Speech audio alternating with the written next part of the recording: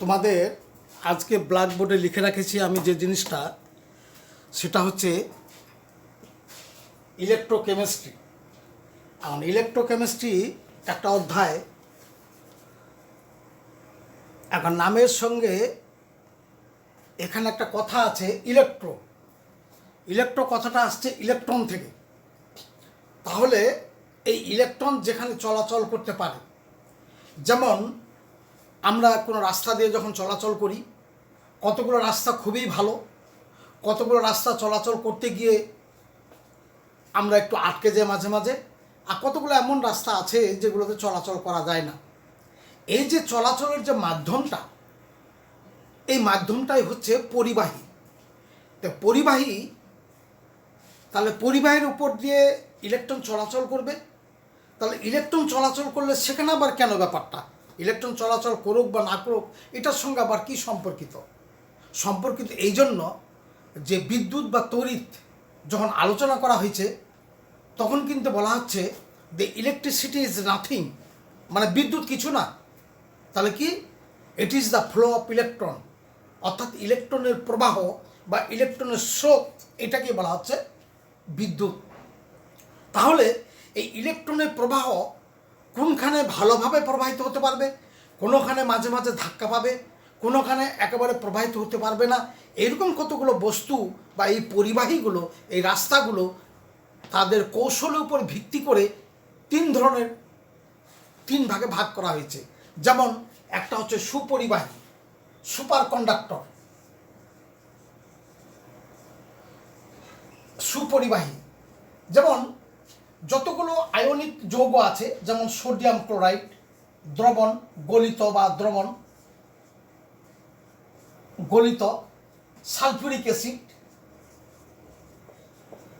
ইত্যাদি। অর্থাৎ যে সমস্ত গলিত বা দ্রবণে এমন কিছু আছে যৌগ যেগুলোর মধ্য দিয়ে বিদ্যুৎ সহসা চলাচল করতে পারে, যেমন সেখানে লোহা, তারপরে তামা, সিলভার ইত্যাদি ধাতব পদার্থ ইত্যাদির মধ্য দিয়ে ইলেকট্রন সহসা চলাচল করতে পারে। এগুলো হলো সুপরিবাহী। এই যে বাহী কথাটা হলো কন্ডাক্টর। তাহলে আবার আরেকটা আছে কৌশলের উপর দিয়ে, একটা হচ্ছে অপরিবাহী, যাদের মধ্য দিয়ে এই ইলেকট্রন চলাচল করতে গিয়ে একেবারে চলাচল করতেই পারবে না, বাধা। যেমন হলো কতগুলো রাস্তা আছে চলাচল করাই যাবে না, সেগুলো হলো কুপরিবাহী। তার মধ্যে রাবার, চীনামাটি, বিশেষ করে রাবার, চীনামাটি ইত্যাদি এগুলো হলো অপরিবাহী, নন কন্ডাক্টর। আবার আছে কিছু কুপরিবাহী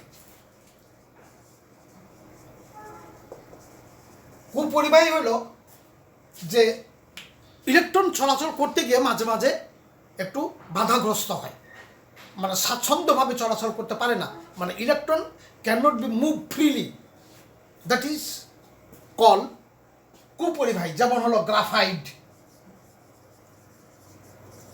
এটা একটা কি বলে, কার্বনের একটা রূপভেদ, ডায়মন্ড, গ্রাফাইট। যে গ্রাফাইট একটা তোমার কুপরিবাহীর মধ্যে পড়ে। এই তো গেল আমাদের বিদ্যুৎ চলাচল কৌশল উপর ভিত্তি করে পরিবাহীগুলো তিন ধরনের। এখন আমরা যে জিনিসটা আলোচনা করব সেটা হচ্ছে যে কৌশল উপর ভিত্তি করে, টেকনিক, এটার উপর ভিত্তি করে আবার দুই প্রকার। একটা হচ্ছে ধাতব পরিবাহী,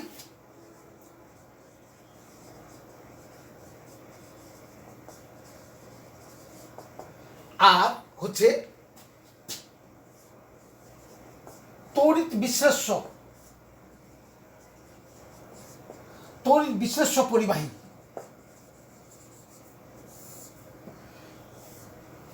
তা ধাতব পরিবাহের মধ্যে যেমন লোহা, তামা,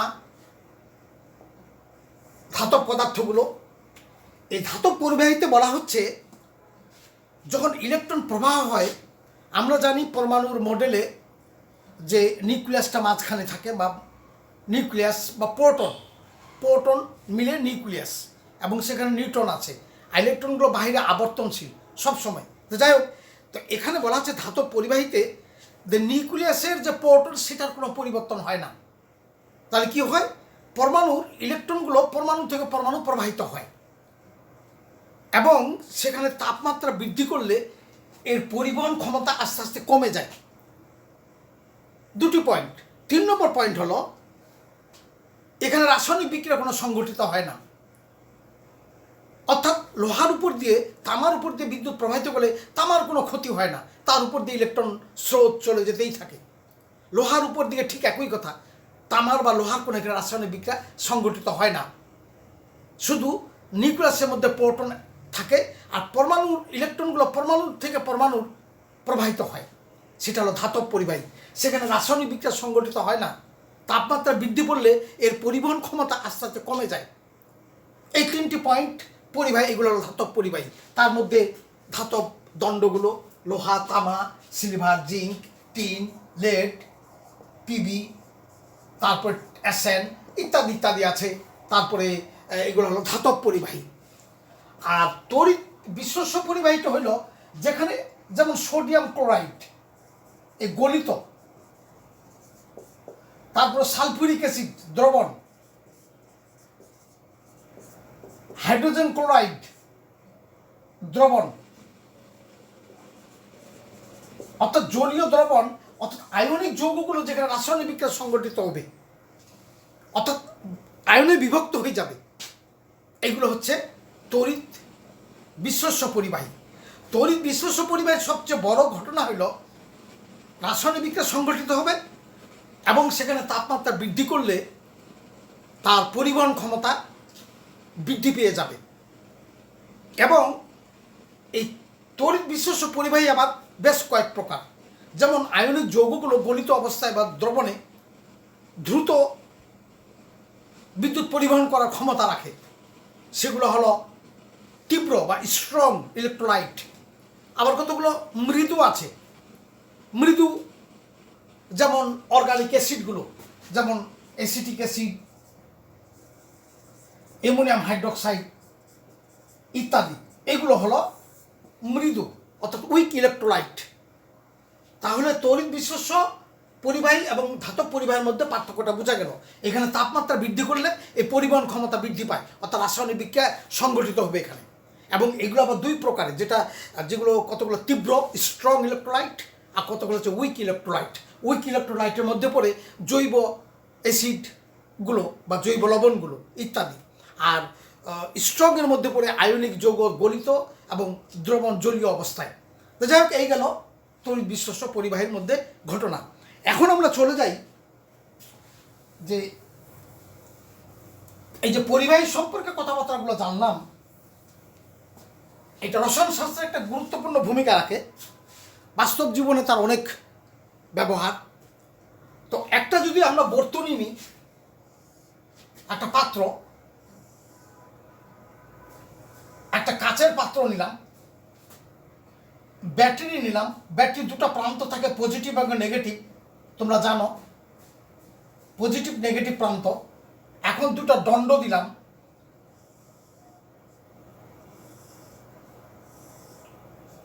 এই পজিটিভ দণ্ডটা যেটার সঙ্গে লাগালাম সেটা হলো অ্যানোড, আর নেগেটিভ যার সঙ্গে সংযুক্ত করলাম এটা হলো ক্যাথোড। অর্থাৎ ইলেকট্রনের আধিক্য অঞ্চল ক্যাথোডটা বোঝাচ্ছে, আর অ্যানোডটা হচ্ছে ঘাটতি অঞ্চল। এখন এর মধ্যে নিব আমরা একটা তড়িৎ বিশ্লেষ্য পদার্থ, সেটা মনে করি MA, গলিত দ্রবণ নিলাম আমরা, একটা তড়িৎ বিশ্লেষ্য পদার্থ। তো সেটা এটা বিয়োজিত হয়ে এখানে M+ এবং A- ইত্যাদি বিভক্ত হয়ে যাবে, দ্রবণে চলে যাবে, বিভক্ত হয়ে যাবে। এখন এই M+ গুলো একে ঘিরে ধরবে, আর A নেগেটিভগুলো একে ঘিরে ধরবে। অর্থাৎ অ্যানায়নগুলো অ্যানোড কর্তৃক আকর্ষিত হয় আর ক্যাটায়নগুলো ক্যাথোড কর্তৃক আকর্ষিত হয়। তাহলে এই যে সমাবেশটা, এই যে বিষয়টা, এটাকে বলা হচ্ছে তড়িৎ বিশ্লেষণ কোষ। তড়িৎ বিশ্লেষণ কোষ।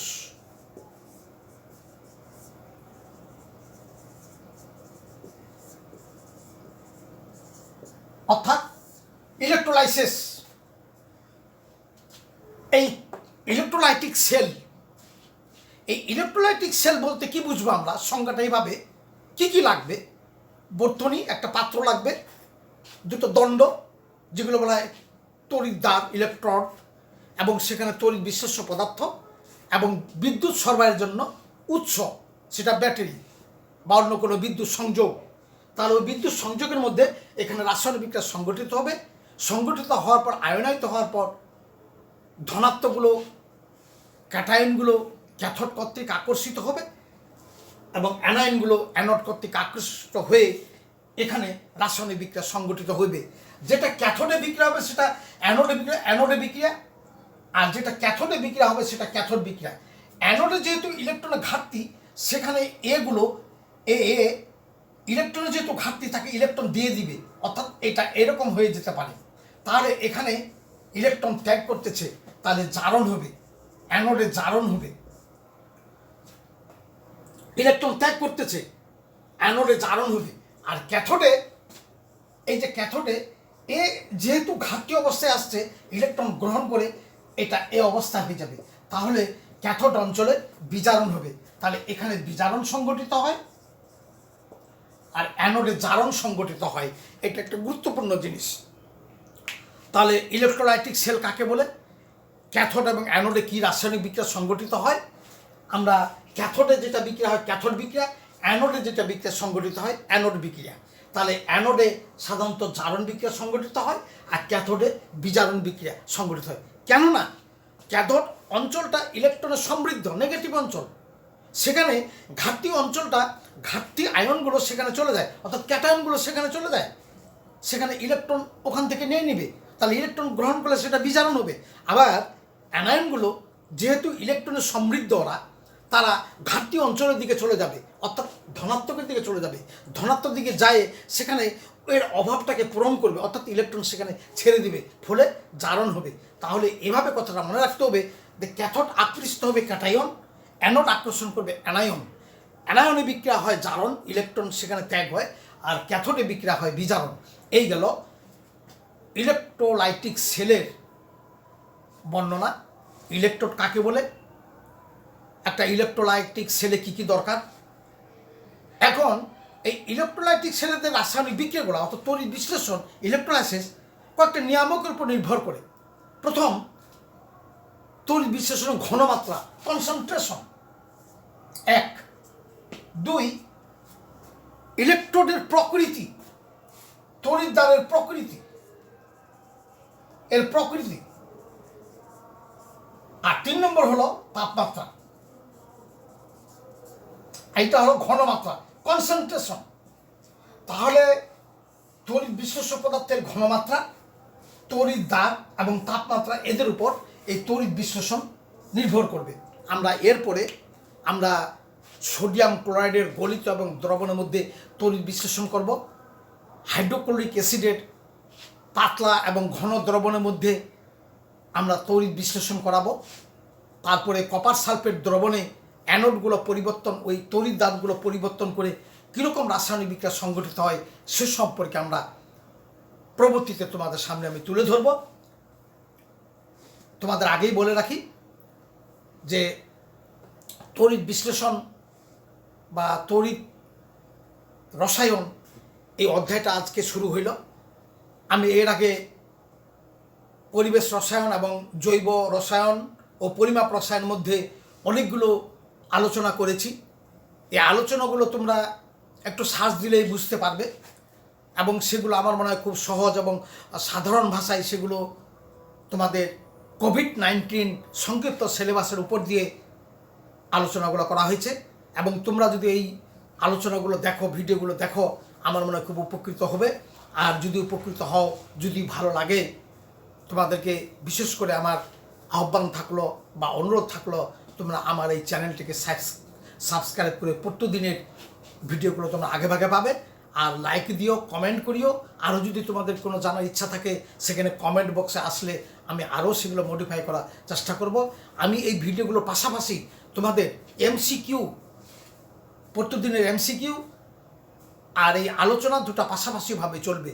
তবে প্রথম পত্রের এমসিকিউ আলোচনা পর্যায় সারণীর উপর দিয়ে আলোচনা করব। কারণ পর্যায় সারণী এমন একটা বিজ্ঞান জগতের একটা ঘটনা যেটাকে পরিপূর্ণ জ্ঞান গ্রহণ করা খুবই অসম্ভব। বিজ্ঞানীরাও এখনও তাদের পরিপূর্ণ জ্ঞান পারেনি। যারা আবিষ্কার করছে একজন বিজ্ঞানীগুলো আবিষ্কার করেনি, অনেক গবেষণার পর আসছে। এটা বিজ্ঞান জগতের একটা দর্পণ। কাজেই আমি প্রথম পত্রের পর্যায় সারণী কী কী এমসিকিউ হতে পারে সম্ভাব্য, সেগুলো সম্বন্ধে আলোচনা করব। তোমাদের সকলকে ধন্যবাদ।